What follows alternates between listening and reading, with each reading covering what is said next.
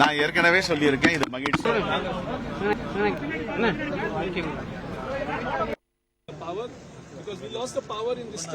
நினைவேந்தலில் கலந்து கொண்டு இப்போது பதவியேற்பு விழாவிற்கு வந்திருக்கிறோம்.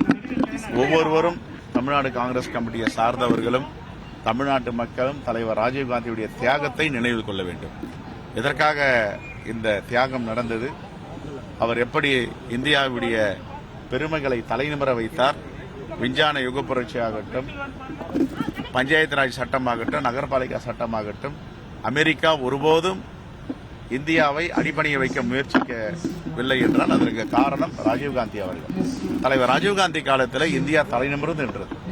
ஆனால் இன்று இந்தியா எந்த நிலையில் இருக்கிறது என்பது தெரியும். ஆனால் அப்படிப்பட்ட ஒரு மாபெரும் தலைவருடைய நினைவேந்தலில் எங்களுடைய இரு அமைச்சர்கள் பொறுப்பேற்கிறார்கள்.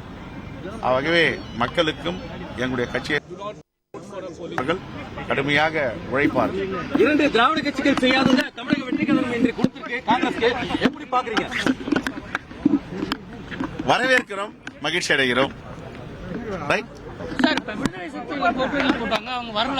அது அவர்களுடைய கட்சியுடைய நிலைப்பாடு, அது அவர்கள் தான் சொல்ல வேண்டும், நாங்க சொல்ல முடியாது.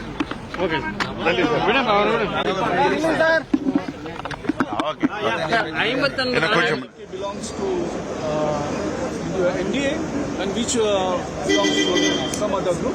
Let's wait and watch. We are just watching them because both are them fighting with each other.